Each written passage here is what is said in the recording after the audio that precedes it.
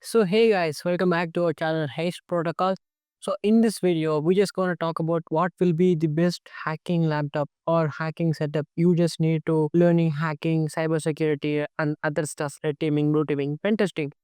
So yeah, we just see about that. But before that, just need to emphasize an important point in this aspect. Only 20% of your machine will contribute to the entire hacking process. Rest of the 80% is for sure your skills and knowledge. So please focus on the knowledge to the core part because 80% is your skill and what you know, what you carry to the pen test or hacking kind of thing. Only rest 20% will contribute based on what kind of mission you have, right? So only focus on the 80% and rest of the video I will be giving some information about what specifications you just need to pick for the rest of the 20 percentage. And this is one of my favorite meme which I made on the recent days. So basically you can see the comparison. So this is how the 80% of your skills and knowledge helps. So basically on the bottom you can see the incident response team. So these are the blue team guys and they will be having multiple monitors across their setup, and they will be having multiple people working 24/7 in a shift basis. So their setup looks like this. But also see the above image. So this is the image of M10 botnet. So I think this it's like a malware distribution kind of thing. It's happened like a decade of year ago. The entire globe find it's very hard to find this kind of thing and to stop this malware. So basically, the 80% of skill is crucial here. Even though he don't have a cool setup, he just able to manage this. And also I just got multiple questions like which thing I just need to stick with. Either I just need to buy a Windows kind of thing or Mac kind of thing, because so many of people are asking now M4 mini Mac mini is too cheap than comparing to Windows machine performance also good. I do agree that, but when it comes to hacking kind of thing, Windows is not useful and Mac is also don't be as good to learn ethical hacking. So for hacking, you just need to have a Linux machine, especially hacking kind of distribution. For example, we do have a Kali Linux, we do have Parrot Security. So these all are Linux OS, but they are pre-installed with 1000+ hacking tools. So we just need to master that as well. So if you are a person going to a physical pen test, carrying your laptop means a bare metal Linux installation will be good. But if you are a beginner, if you are a student, you just practicing pen testing means you just need to do virtualization. Either you can use VMware or VirtualBox to do virtualize your hacking OS and lab environment. By doing that, Windows is the crucial partner here. And I also did this with my Mac M1, but still I don't expect Mac to be effective and supportive product for learning hacking. So please 100% stick with Windows.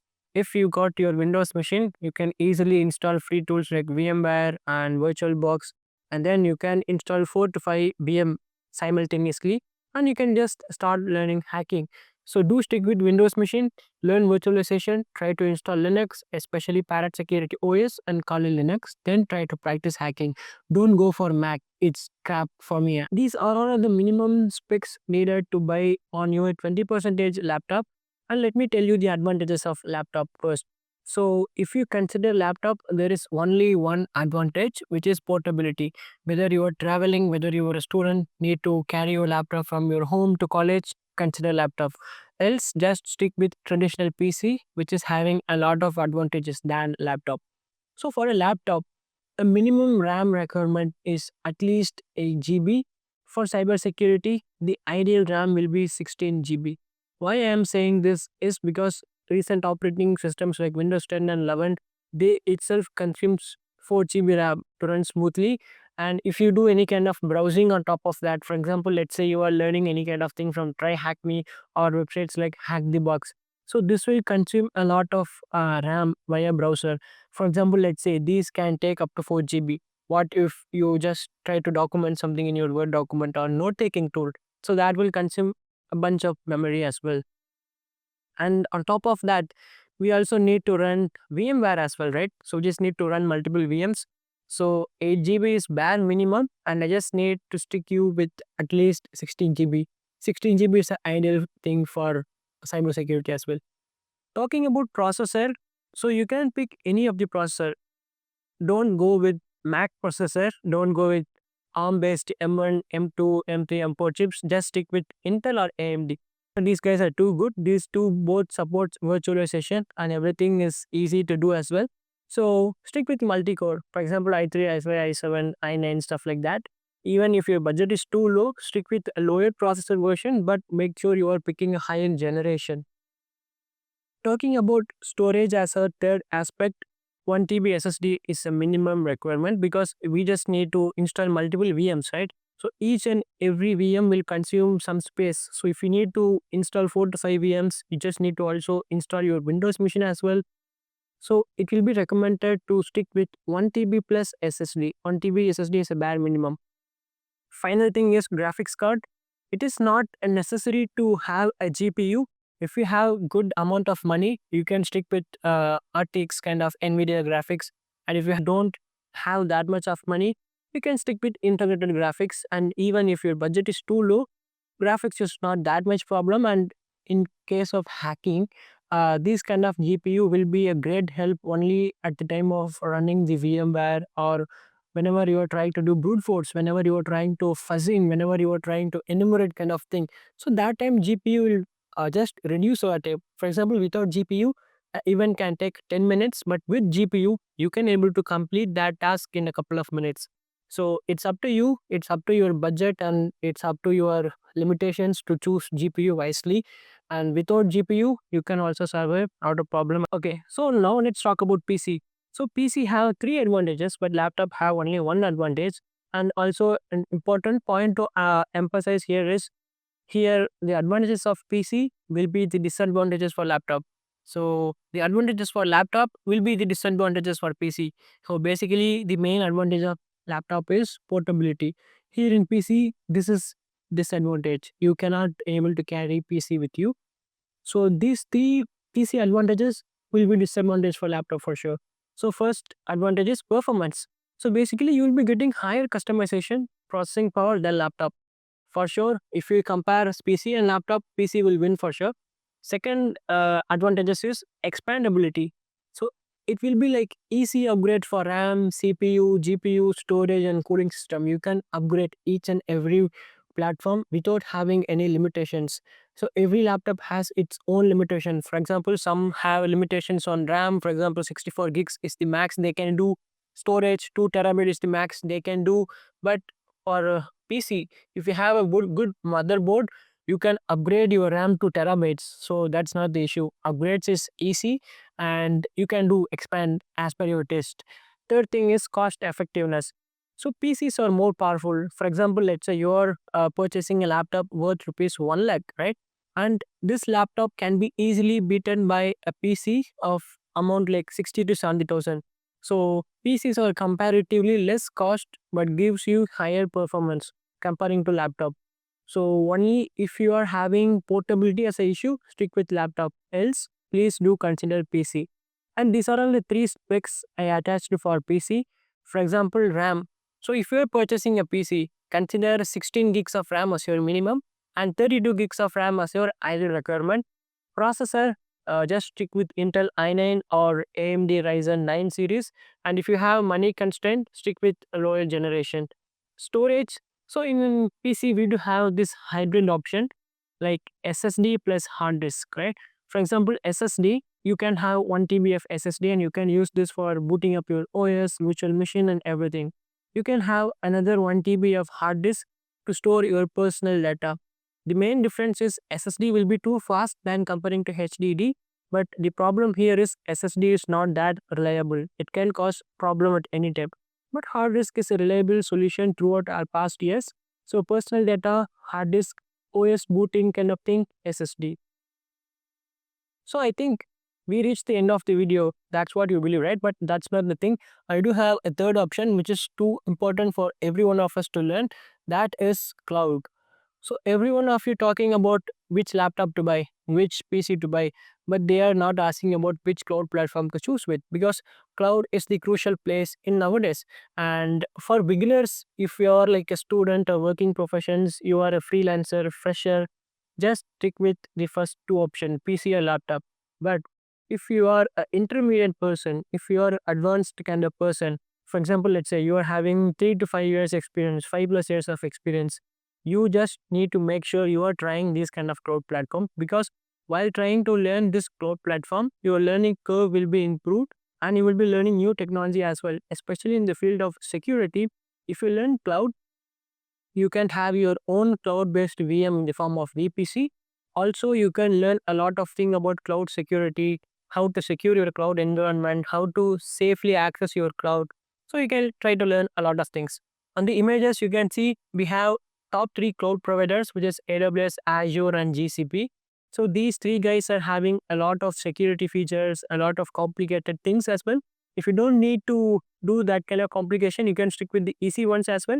Two good things is DigitalOcean and Linode. So these can be easily manageable and it's easily accessible as well. So talking about VPCs, VPC stands for Virtual Private Cloud. So in the traditional laptop and PC, we do have a thing called VM, right? Virtual machine. It is the same. So instead of hosting on our own infra, we will be hosting at cloud. So that is called VPC. So VPC have too many advantages, which is highly customizable, highly scalable, highly accessible. So it can be remotely accessed anywhere from the globe. The main thing is you just need to have an internet connection. So let's just talk about advantages and disadvantages. So these all are the advantages of cloud and disadvantages of the cloud. So before picking a cloud provider, just know about these kind of things. The first advantage is scalability. You can scale your VPC. There is no limit. For example, you can just scale your RAM from 2 gigs to 24 gigs just by doing single clicks. Accessibility. It is accessible throughout the world. So accessibility is easier thing. Cost effectiveness, right? So let's say you are just purchasing a laptop for 1 lakh rupees or 1.5 lakh rupees. We just need to pay that amount initially, right? But in cloud, there is no upfront cost. It will be like billing at end of the each month. For example, you are using 2000 rupees for a month. You just need to pay at the end of the month for how much time you use, how much resource you consume. So that's a key advantage. Data security. So in cloud, we do have multiple data security as well. Every cloud will follow some kind of compliance to make sure your data is secured. Next thing is resource sharing. This is a cool thing. You can easily share resource. For example, you are doing a pen test in a team manner means a single VM can be accessed by multiple persons at different time zones as well. So resource sharing is a cool thing to consider in cloud.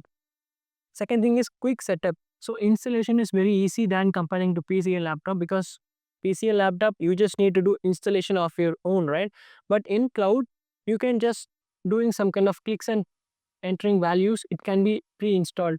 For example, if you need a Linux machine, you can just click on the Linux icon and cloud will automatically install Linux for you. No manual configuration needed. Next point is anonymity, which is one of my favorite point considering the reason for going to VPC. Cloud is completely anonymous. For example, let's say you would be having one IP address and let's say you are doing a brute force on one website. So that website will notice your IP address and will put your IP address on blacklist, right? If you are a cloud person, you can easily change your IP address. So that's one thing.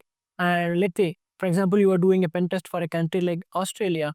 What if the Australian government websites are geo-restricted to get request only from Australian country? You from somewhere around the world to get this access or to bypass this geo restriction, you just need to purchase some kind of VPN things, right? But if you use VPC, you can easily purchase a VPC from Australia itself, and then you can easily bypass this geo restrictions. So cloud do have a lot of anonymity features as well. Final advantage is no maintenance. It's like laptop and PC needs to done with every regular maintenance, right? You just need to do cleanup, you just need to do system fragmentation and everything. But cloud, it's completely taken care by the cloud provider, so no maintenance needed. So advantages being said apart, so let's talk about the disadvantages as well. So one main disadvantage about cloud is learning curve. So you just need to learn a lot about cloud. So you just need to learn how to configure things correctly. If not, it can cause you a lot of headaches. So learning curve has to be done. Second thing is latency. For sure, we are connecting via internet. There can be latency in the form of milliseconds or microseconds. Third thing is internet dependency. We are using cloud. Without internet, we cannot able to connect to the cloud servers or VPC. We just need to have a stable and steady internet. Fourth one is data privacy. Data is secured, but talking about privacy, you are from a country, and which country you are choosing for your VPC, that country has the server to store your data with. So think about this, whether it is okay with you and your organization as well. Data privacy is the key here. Final thing is cost control. So you just need to be having more knowledge about cost, billing, and budget as well, because if you don't have, you will be getting a lot of billing as well. So you just need to learn separately about how to do cost control to get minimal bill as possible. So I think these all are the advantages and disadvantages about sticking with a cloud vendor. Finally, let me compare between laptop, PC, and cloud. My recommendation is, for example, if you are a fresher, if you are a newbie, you just need to start learning hacking and cybersecurity, and you are just having experience between 1 to 3 years. Just stick with the first two options. You can pick laptop or PC based on your needs. If you are an experienced person, if you are having 3 to 5 years experience, means you can do consider cloud VPC. Try to migrate from your traditional system, traditional setup to cloud VPC. That has a lot of capabilities, a lot of power to do. And I also have highlighted what are all the things good in. And you can see cloud wins in multiple places. So first one is portability. So laptop, you can do portability. You can just carry it anywhere. PC you want, but cloud is higher than laptop, right? You don't even have to carry your laptop. Just internet connection, which is enough. Second thing is performance. So laptop will be having medium or low performance for sure. PC will be high performance, but cloud is having very high performance. You can customize as much you need. You can add resources. So scalability is the advantages here. So talking about scalability, cloud also win very high. Laptop is having limited because some laptops they do have restrictions like 64 gigs of RAM is the maximum, 2 terabyte of storage is the maximum. PC have some kind of higher restrictions, but scalability in cloud very high. Next thing is cost. So laptop will be for sure high cost. For example, 1 lakh of rupees laptop can be easily beaten by a 50 to 70,000 PC build. So that's one thing. And cost is in cloud variable because there are multiple cloud providers. It's only up to you how you are using, how you are managing the cloud. So I just not mentioned here. So talking about setup time, laptop setup time is moderate because everything will be pre-built, pre-setup, and it will be ready to go. PC just need to connect each and every wire. You just need to do configuration as well. But talking about cloud, there is no hardware kind of configuration, only software configuration, which is to the level of minimal. Just need to create a cloud account, just need to configure everything. So that's one thing. Final thing is resource sharing. We already talked about this, right? So you cannot able to share your VMs via laptop or PC. But if you are using cloud VPC and if you are having multiple partners to do pen test, you can share them among countries, among different time zone. So in different time zone, different people can access. So cloud do have these kind of benefits. So if you are an experienced person, if you need something to new learn, try to learn cloud VPC. And I think that's the video for today. So I think you enjoy this video. If you do enjoy this video, please do like, share, subscribe our channel. Thank you.